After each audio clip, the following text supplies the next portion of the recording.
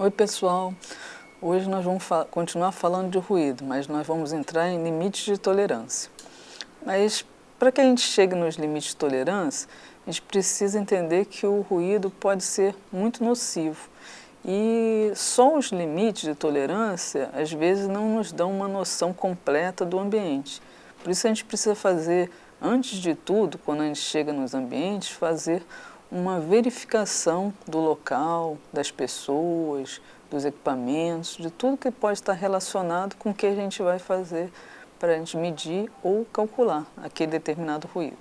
Tá? A primeira coisa que a gente tem que verificar é a fonte, né?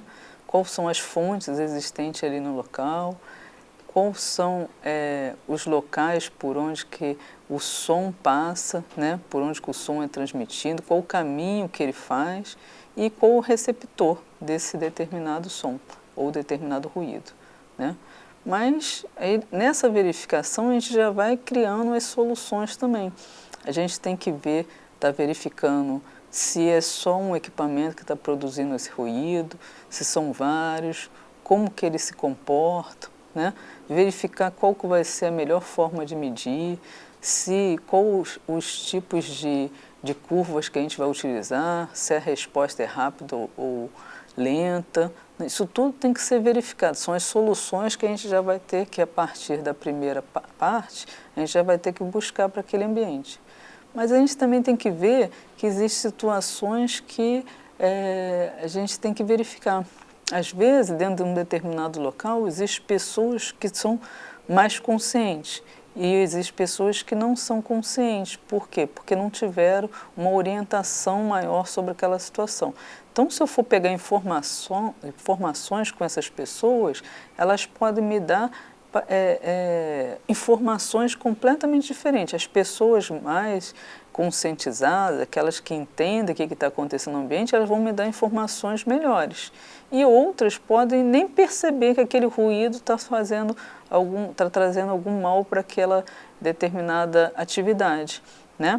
Então, cuidado quando a gente busca também essas informações, porque eu preciso conhecer essas pessoas, preciso saber com quem eu estou falando, porque elas podem me dar informações completamente diferentes, né? Completamente diferentes e que vai me provocar lá no meu relatório ou nas minhas medições uma situação, às vezes, inadequada. Né? Então, preciso estar percebendo isso antes de eu estar fazendo uma coleta dessas informações, para que eu possa estar sabendo com quem que eu estou falando e conseguindo verificar, tirar dessas informações o maior número de dados possível, mas os dados adequados. Eu também preciso verificar no local como que são essas pessoas, se são homens, são mulheres, qual a idade dessas pessoas, porque isso também pode trazer algum tipo de alteração nos meus resultados, a escolaridade delas, né? Porque isso pode trazer uma forma de pensar diferente. E aí eu não vou conseguir detectar às vezes porque eu não fiz essas observações, não procurei observar como que estão distribuídas essas pessoas dentro do ambiente. Aí eu tenho que também tirar algumas medidas adequadas. Aí eu vou ver qual que é a frequência que está naquele ambiente, qual que é a duração daquele determinado ruído, qual que é a intensidade dele. Então, para isso, eu vou estar buscando aí já informações mais relativas à nossa área, né, das medições. E posso estar também buscando alguns tipos de informações em outros departamentos, como o histórico daquela empresa, como no departamento de saúde, verificando se aquela determinados profissionais já tiveram algum tipo de doença, se existe registro de alguma perda parcial de audição e etc. Tudo isso são informações que vão complementar ou vão nos ajudar a fazer as medições de forma mais adequada. Por quê? Porque o ruído, ele traz transtorno para as pessoas, ele traz problemas não só para as pessoas, mas como para o ambiente também. Eu posso ter aí efeitos nocivos no ser humano na sua parte da sua audição, né?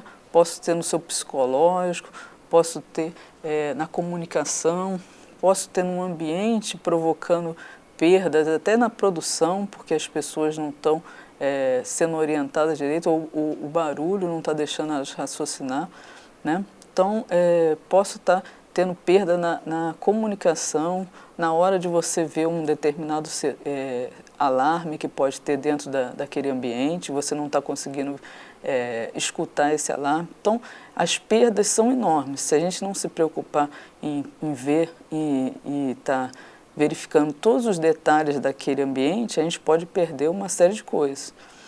E quando a gente tiver esses dados colhidos, a gente vai partir aí sim para verificar se os limites de tolerância estão sendo ultrapassados, se esses limites de tolerância estão adequados ou não. Mas para isso eu também preciso entender como que eu vou estar fazendo essas medições.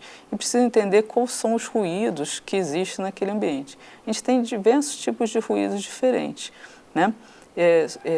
Ruídos, a gente já disse, é um som indesejável, né? Mas como que eles estão dentro do ambiente?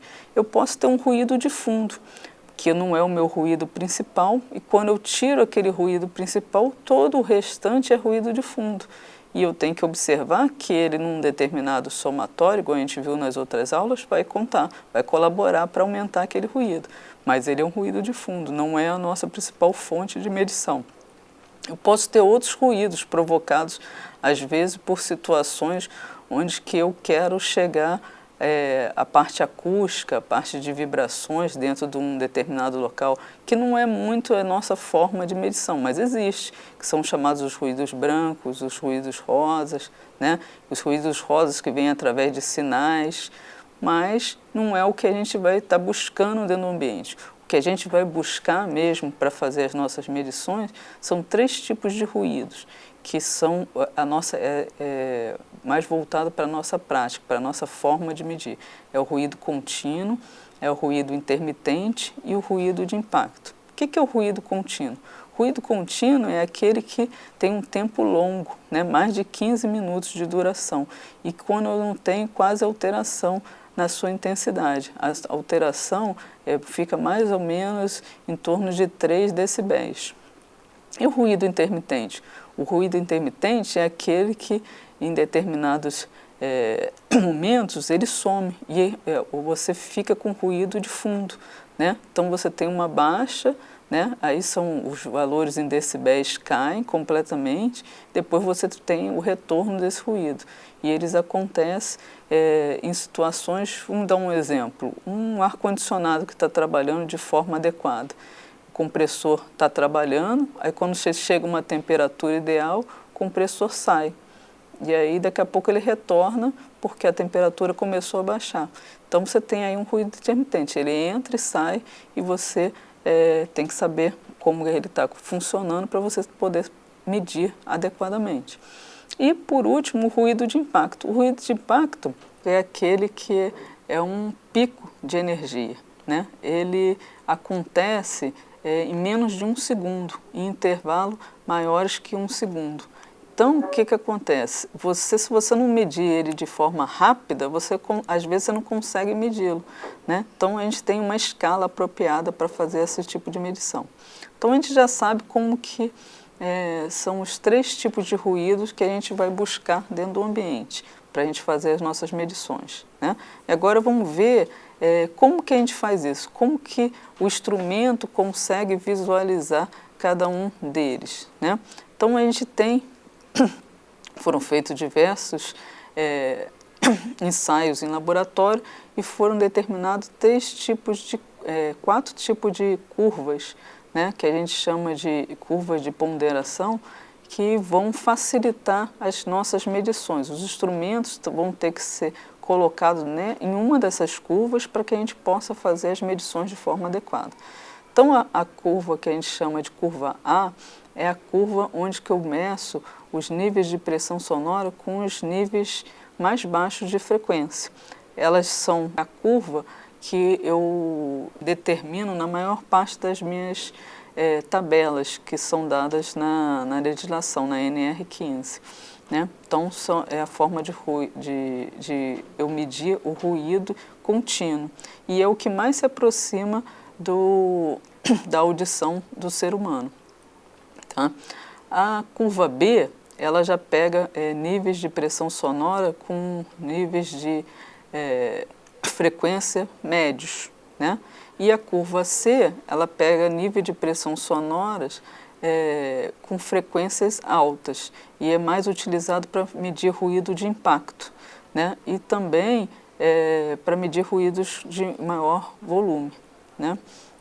E a curva D, que é a última, ela é utilizada para você fazer medições com níveis de ruído acima de 120 decibéis, como por exemplo em aeroportos, né? Então dessas três situações eu já consigo visualizar onde que eu vou estar utilizando, qual o tipo de ruído e qual o tipo de curva que eu vou estar utilizando. Quando é ruído contínuo ou intermitente, eu vou estar utilizando a curva A. Quando é ruído de impacto, eu vou estar utilizando a curva C.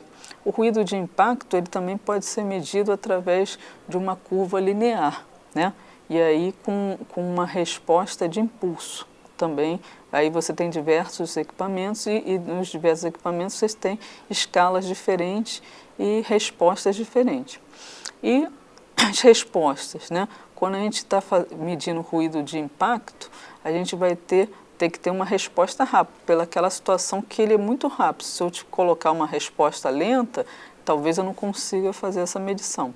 E já o ruído contínuo e intermitente, eu vou ter que colocar na resposta lenta, porque aí eu tenho tempo para fazer essas medições e o instrumento pode medir de forma lenta, não tem nenhum problema quanto a isso. Então, a gente já sabe quais escalas, os filtros que a gente vai estar utilizando, né, quais são as respostas. Agora vamos ver propriamente os limites de tolerância. Os limites de tolerância são dados pela NR15, anexo 1, para ruído contínuo e intermitente. Existe uma tabela que ela começa a partir de 85 decibéis. E ela, para você poder estar num local com 85 decibéis, você tem um tempo máximo, um tempo de exposição máximo de 8 horas. Então é assim que começa essa tabela. E a partir desses valores, se você for aumentando a intensidade do ruído, você tem que ir reduzindo o tempo de exposição. Então, pela essa tabela da NR15, a cada 5 decibéis que você sobe, você reduz a metade o tempo de exposição. Vamos dar um exemplo. Eu tenho 85 decibéis e tenho 8 horas que eu posso ficar exposto a esse ruído, né? Se eu tiver 90 decibéis, eu só posso ficar exposto 4 horas. E assim por diante. E eu vou vendo que a minha tabela vai até o valor de 115 decibéis. E o tempo de exposição é 7 minutos. Então, a partir disso, eu já considero uma situação de risco grave iminente se eu não tiver nenhuma proteção adequada para aquele determinado trabalhador, né? Eu não posso estar deixando ele trabalhar sem eu ter medidas adequadas, tá? Então, ruído contínuo, eu tenho esse ruído intermitente também, eu tenho esses limites de tolerância. Existe uma tabela que é dada lá na NR15 que eu tenho que seguir, né? Não posso deixar que as pessoas fiquem uma exposição maior do que aquela permitida. E assim mesmo a gente vai ver mais para frente que esses valores já estão precisando de um estudo melhor, né? Agora, e para ruído de impacto? Quais são os valores que são considerados limite de tolerância? Se eu for medir através da curva C, o meu limite de tolerância vai ser de 120, né? E quando eu tiver acima de 130 decibéis, vai ser considerado risco grave e iminente. Se eu for medir através da curva linear, eu tenho 130 decibéis, onde que é o meu limite de tolerância, e é considerado 140 decibéis, é considerado risco grave e iminente, se eu estiver acima desse valor. Então, a gente vê que isso está lá no anexo 2 da NR15, né? São valores que eu não posso ultrapassar. Se eu ultrapassar tanto aqueles valores da minha tabela para limite, para ruído contínuo e intermitente, ou para esse que eu acabei de falar, para ruído de impacto, eu torno esse ambiente insalubre e as pessoas vão ter problemas físicos, psicológicos, sociais, que o ambiente vai estar provocando neles. E é o que justamente a gente tem que evitar. A gente tem que evitar que esses ambientes fiquem de tal forma insalubres que vão trazer transtorno para essas pessoas. Então, agora, eu também vou falar que essas tabelas surgiram a partir de fórmulas também. E aí complica um pouquinho, né? A gente vai voltar lá para o logaritmo de novo, né? Eu vou só apresentar essas fórmulas. É bom que vocês tenham essas fórmulas em mente também, porque às vezes por provas de concurso, etc., você pode fazer os cálculos se você não tiver se não for dado a tabela ou se você não tiver os valores da tabela em mente também. Então, eu tenho duas fórmulas que eu posso utilizar. Uma para tempo, se eu tiver a intensidade e quiser calcular o tempo, e uma se eu tiver o tempo e quiser calcular a intensidade. Tá? E essas fórmulas eu vou mostrar agora para vocês e vocês vão ter que fazer a utilização dela praticando, não olhando na tabela os valores, mas praticando. Né? Então, eu tenho a intensidade. Como que é a intensidade? A intensidade é igual a log, aí entre parênteses, 16 sobre o tempo, né? Fecha o parênteses. Isso tudo dividido por log de 2, isso tudo vezes 5 mais 80. Então, vamos dar um exemplo para ver se vocês conseguem visualizar. Vamos dizer que eu tenho aí a minha intensidade, eu quero calcular a minha intensidade e tenho um tempo de 8 horas. Né? Então, log de 16 sobre 8 vai dar 2, né? Log de 2. Sobre log de 2 vai dar 1. Vezes 5 vai dar 5. Mais 80, 85. Então, lá na tabela não dizia isso? Que para 85 decibéis eu tenho que ter o tempo de 8 horas? Então, a fórmula está adequada. Né? Agora, vamos ver o inverso. Quando eu tenho aí a fórmula para calcular o tempo. Então, eu tenho que o tempo é igual a 16 sobre 2 elevado, aí abre parênteses, a intensidade menos 80, fecha parênteses, dividido por 2. Então, vamos ver um exemplo também, o mesmo exemplo, né, com os mesmos valores. Então, vamos dizer que eu tenho aí a intensidade agora de 85. Então, vai ser 16 dividido por 2 elevado a 85 menos 80, dá 5. Desculpa, 85 menos 80. 5 sobre 5 dá 1. 2 elevado a 1 dá 2. 16 dividido por 2 dá 8. Então, eu tinha 85 decibéis e 8 horas. Então, a fórmula também funciona. Então, são recursos que a gente tem. Dependendo do que vocês querem para suas atividades, para fazer concurso, etc., vocês têm que saber essas fórmulas ou as tabelas, né, que vão te dar uma precisão nos seus cálculos. Tá? Então, estudem, né, pratiquem esses exercícios, verifiquem a tabela, utilize, vejam quais são os tempos de exposição que são permitidos, para que vocês fiquem mais ambientados com esses valores. Tá? Então, estudem bem e até a próxima aula. Tchau.